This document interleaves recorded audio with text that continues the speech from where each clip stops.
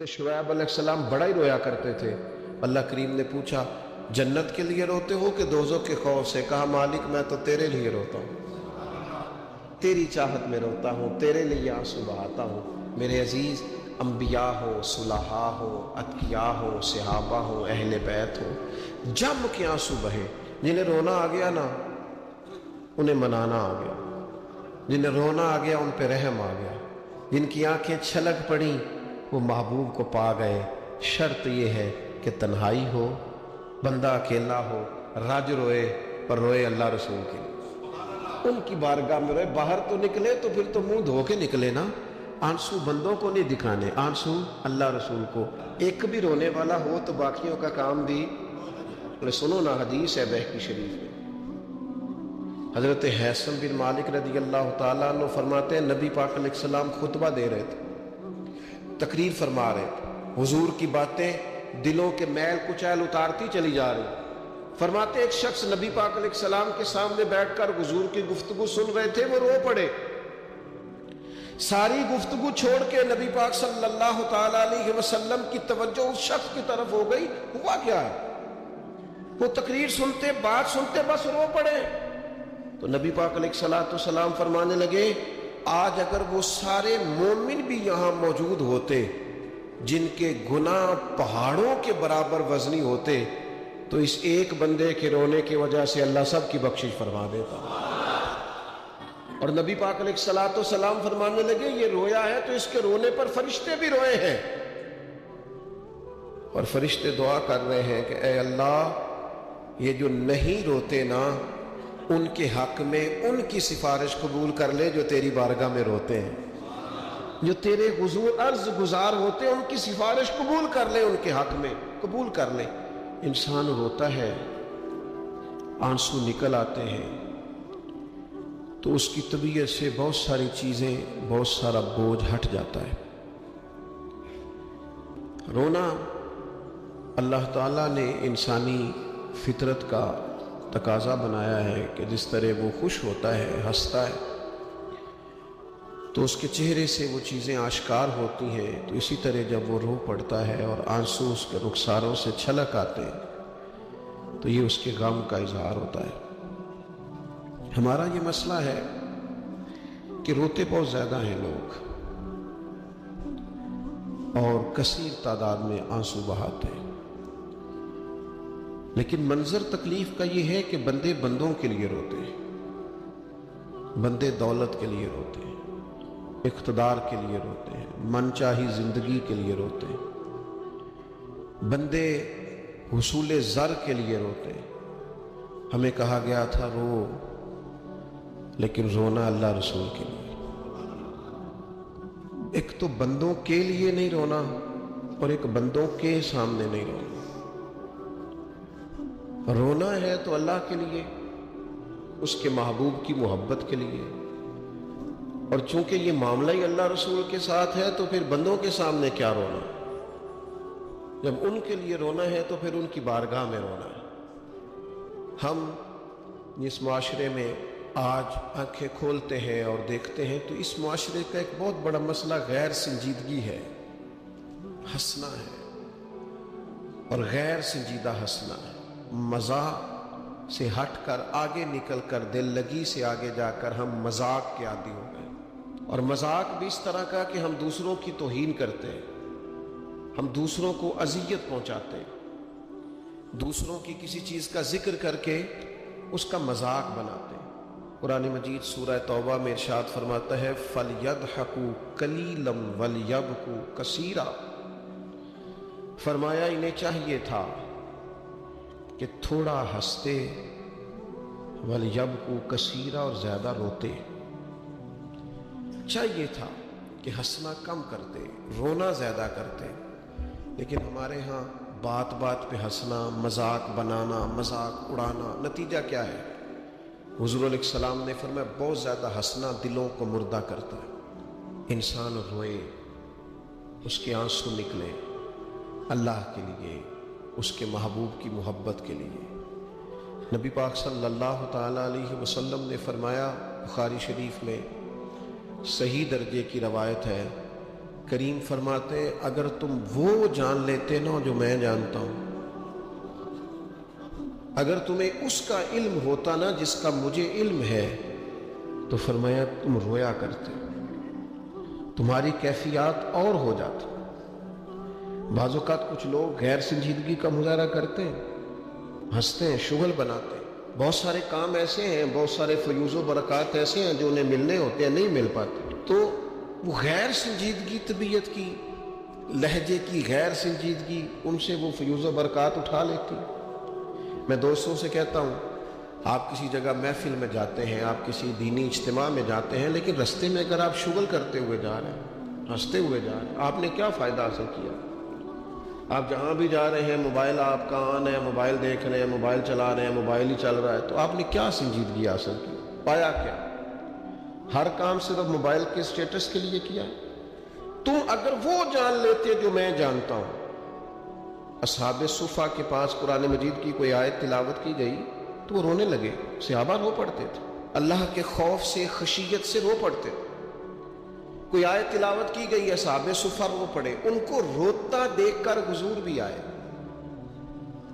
اور اللہ کے رسول کی آنکھوں میں بھی آنسو۔ اور پھر اللہ کے حبیب علیہ السلام نے اس عمل کا اظہار فرمایا۔ حضور فرمانے لگے جو آنکھیں رب کے خوف سے آنسو بہاتی ہیں نا، ان کو اللہ پھر دوزخ پر حرام کر دیتا، پھر وہ جہنم میں نہیں جائے گا، وہ اللہ کے خوف سے چھلک پڑی، جذبات ابل کر باہر آ گئے۔ سعادت مند لوگ ہوتے ہیں، سعادت مند۔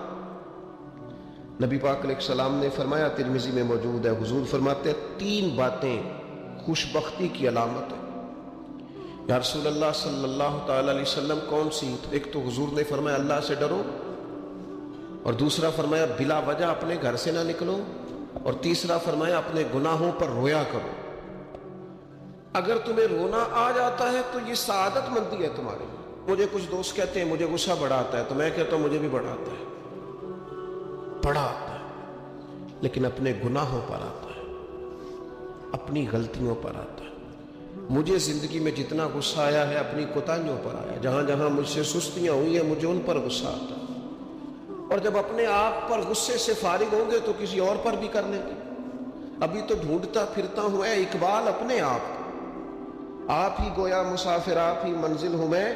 میرے عزیز، اگر انسان کو یہ سعادت مندی نصیب ہو جائے، وہ کبھی اپنے مالک کے خوف سے رو پڑے، کبھی اس کی محبت میں رو پڑے۔ مجھے بتائیں نا، بچہ جب رو ہی پڑتا ہے تو پھر اماں سارے کام چھوڑ کے متوجہ ہو جاتی ہے۔ لوگ کہتے ہیں وہ میرے پاس آیا تھا تو بس رو ہی پڑا تھا، تو پھر میں کیا کرتا؟ وہ رو ہی پڑا ہے تو معاملہ ختم ہو گیا۔ بچے کی شدید غلطی پر اسے ڈانٹا تھا پر وہ رو پڑا، نرم ہو گیا دل ماں کا، باپ کا، چچا کا، بڑوں کا، چونکہ وہ رو پڑا ہے۔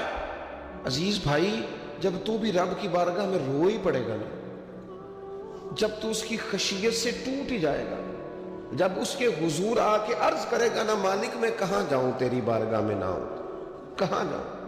اعلیٰ حضرت بریلوی رحمۃ اللہ علیہ کے والد تھے، بڑے درد سے دعا کرتے تو لوگ ان سے دعائیں کرایا کرتے تھے، اور عجیب سے نا دعا کے اندر محو ہو جاتے تھے۔ اپنے لفظوں میں بات کروں تو بڑی کھب کے دعا کرتے سن۔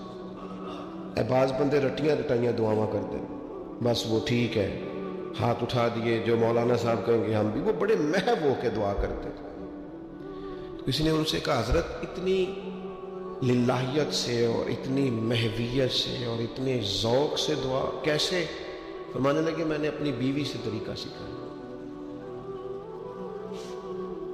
سیکھنے والے سبھی جگہ سے سیکھتے ہیں، اپنے بچوں سے بھی سیکھ لیتے ہیں، اور جن کا خیال ہونا ہمارے پاس کل عقل آ گئی ہے، وہ بیچارے عقل کو خیر بات کہہ دیتے ہیں۔ جن کو سارا ہی پتہ ہے انہیں کچھ پتہ نہیں۔ کہتے بیوی سے سیکھا ہے دعا مانگنے کا طریقہ۔ حضرت وہ کیسے؟ فرمانے لگے اسے کوئی کام تھا مجھ سے، کوئی گھر کا خرچہ تھا، اس نے بتایا خرچہ، میں نے اسے کہا ابھی میرے پاس پیسے نہیں ہیں، آتے ہیں تو دوں گا۔ 2-4 دنوں کے بعد پھر اس نے کہا، میں نے کہا تھا گھر کے خرچے کے لیے کچھ پیسے، تو فرماتے ہیں میں نے کہا ابھی میرے پاس نہیں ہے، آتا ہوں تو دیتا۔ عورتوں کی عادت ہوتی ہے بار بار یاد کرانا۔ کہتے ہیں اس نے پھر یاد کرایا، وہ میں نے گزارش کی تھی کچھ پیسے چاہیے، فرماتے ہیں مجھے غصہ آ گیا۔ میں نے کہا تم کیا روز ایک ہی بات کرتی ہے، تجھے کہا ہے نا ابھی پیسے نہیں ہیں، آتے ہیں تو دے دوں گا۔ ہر روز یاد کرانے کا کیا مطلب ہے؟ ایک ہی بات کا رٹا لگایا، پیسے چاہیے، پیسے ٹھیک ہے، خرچ ہے، آپ ٹھیک کہہ رہے، پر ابھی نہیں میرے پاس۔ کہتے میں نے ڈانٹ دیا۔ سعادت مند خاتون تھی، حوصلے سے ڈانٹ برداشت کی۔ تو کہنے لگی غلطی ہو گئی، مجھے نہیں بار بار کہنا چاہیے تھا، آپ تو ناراض ہی ہو گئے، لیکن ایک بات یہ کہنی تھی کہ آپ ہی میرے شوہر ہیں، میں آپ سے نہ کہوں تو پھر کس سے جا کے کہوں؟ آپ سے کہنا ہے نا، میرے آپ ہے نا میرے سر کے تاج، تو کس سے اور کہوں؟ میں اور کسی سے کہوں؟ شیخ فرماتے ہیں میرے ہاتھ میں کچھ چیز تھی، ہاتھ کانپا، وہ چیز گری، چھم چھم میرے آنسو ٹپکے، چھم چھم میں رو پڑا۔ تو خاتون کہنے لگی آپ کیوں روئے، کیا ہوا؟ تو فرمانے لگے مجھے تو رب سے مانگنے کا طریقہ تو نہیں سکھا دیا۔ جب میں اس کی بارگاہ میں عرض کروں گا نا مالک بڑے دروازوں پہ گیا ہوں کوئی نہیں میری سنتا، بڑے درد کے ساتھ میں نے کہا ہے پر فریاد کو کوئی نہیں پہنچا، اے اللہ تو ہی میرا رب ہے، پھر تجھے نہ کہوں تو کس کی بارگاہ میں جا کے کہوں؟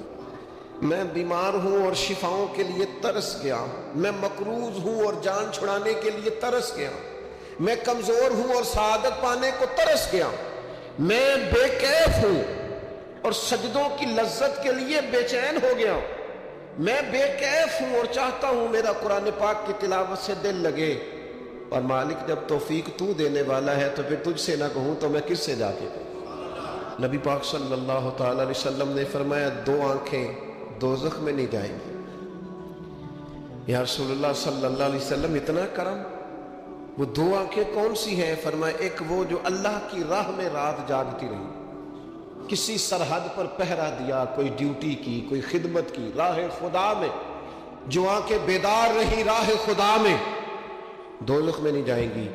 اور دوسرا فرمایا جو رب کی یاد میں رو پڑی، جس سے خشیت آئی، جو ڈر گیا، پر ڈرا اللہ کے، آنسو فارسیل نہ ہو، کوئی اداکاری کا ماحول نہ بنائے، وہ اس طرح نہ ہو رو رو کے دعا، رکت انگیز دعا، اور فلاں کیا بات، فلاں کے بڑا رلایا اور فلاں میں بڑا درد تھا اور فلاں کے آنسو نکل آئے اور پیر صاحب کی بلا روئی پڑے، فارسیل نہ ہو چیزیں، اداکاری نہ ہو، اس کی طبیعت پر پورا اثر ہو۔ اور جب خشیت کے ساتھ وجود کانپتا ہے، وہ کسی نے کہا تھا کہ آنسو قربت کا سبب ہوتے ہیں، جب آپ کی روح کسی کی روح سے ملتی ہے تب آنسو نکلتے ہیں۔ جب تو اللہ سے پورا جڑ جاتا ہے نا، جب رسول کائنات کی بارگاہ سے تیری پوری توجہ لگ جاتی ہے، پھر آنسو بن کر دل تے پار پوے جس ویلے ادو پار بناون اکھیاں، تے بے درداں محبوباں دے سارے ناز اٹھاون اکھیاں۔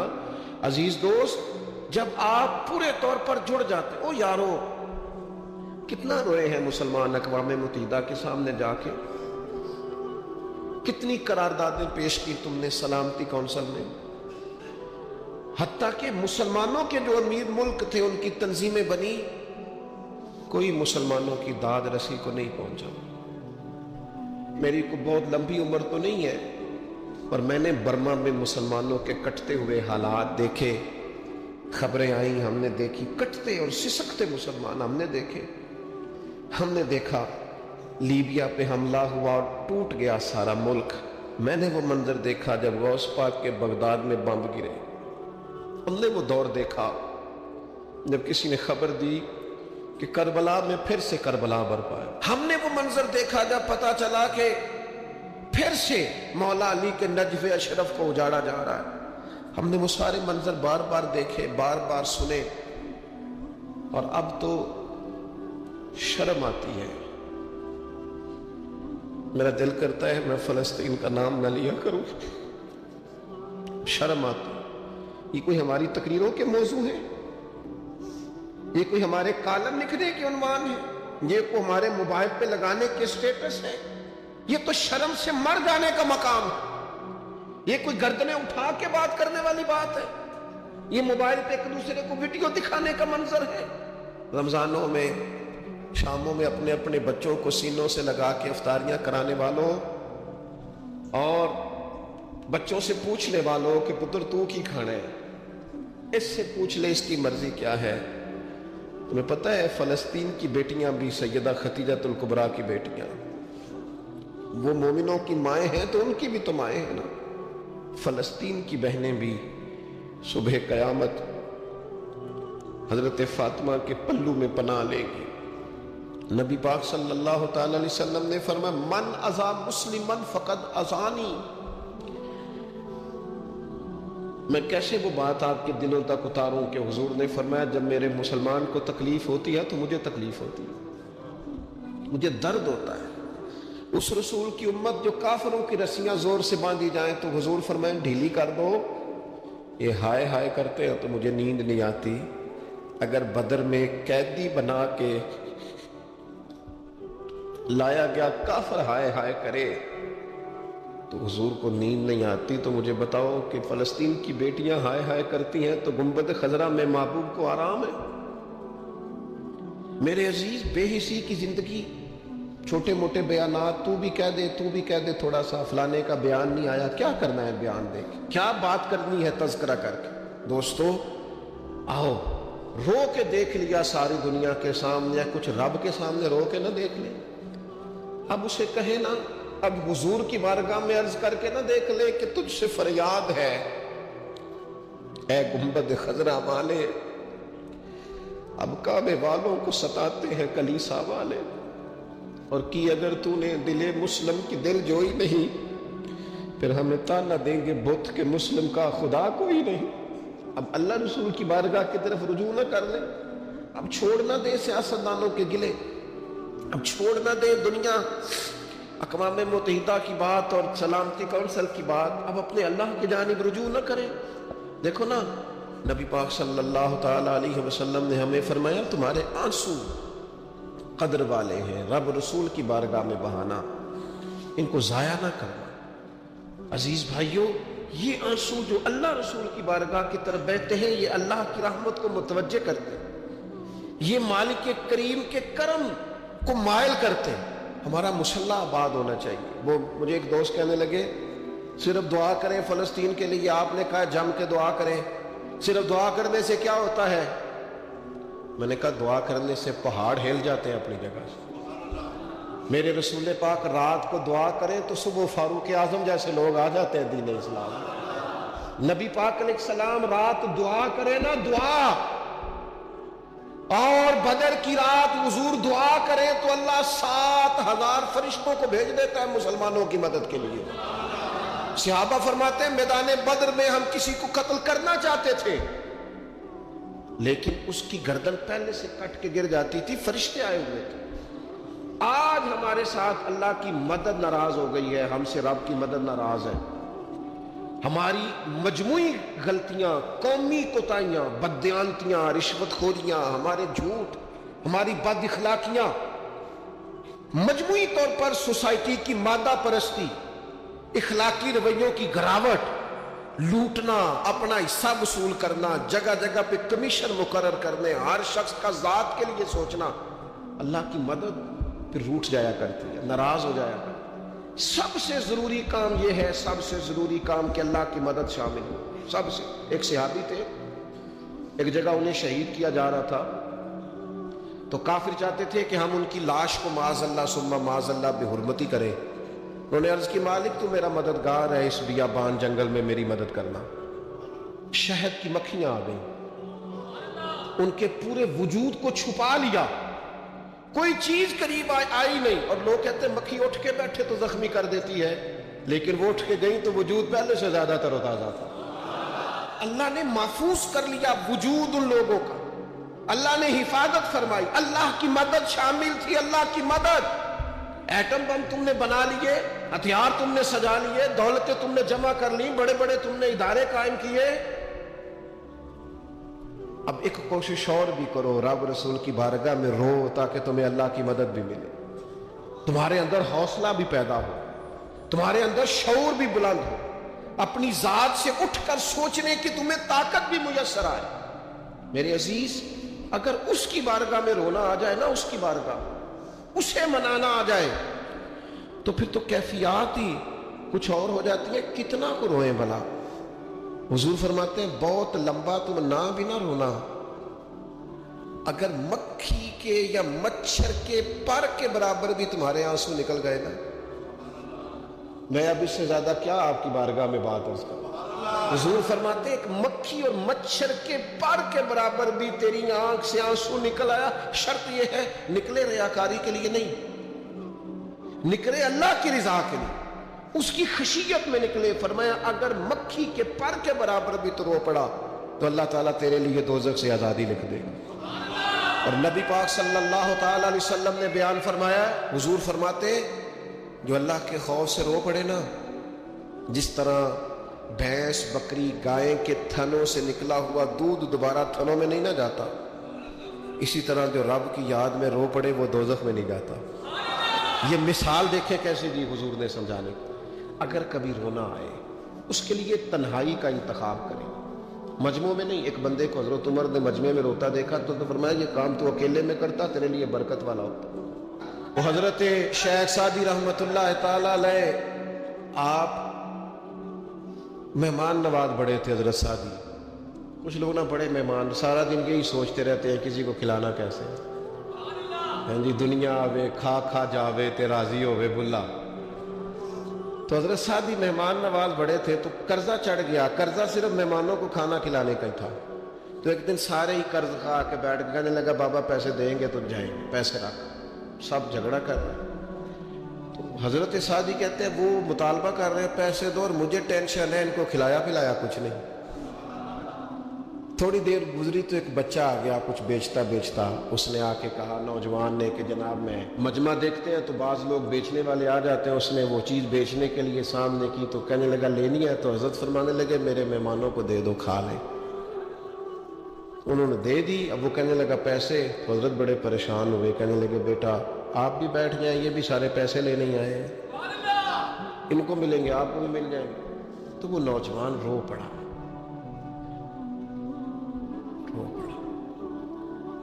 کہنے لگا حضرت صاحب میں تو یتیم ہوں، بہنیں اور ماں انتظار کر رہے ہیں۔ حضرت بڑے پریشان ہوئے، یہ کیا ہو گیا؟ فٹافٹ سوچنے لگے کہیں سے بندوبست ہو اور اس کو میں فارغ کروں۔ وہیں بیٹھے تھے کہ ایک عقیدت مند نذرانہ لے کے آیا، ڈھیر سارا نذرانہ پیش کیا، حضور میرا دل کرتا ہے، اور حضور کا فرمان ہے جو بن مانگے ملے وہ اللہ کی طرف سے، اسے قبول کرو جو بغیر چاہت کیا۔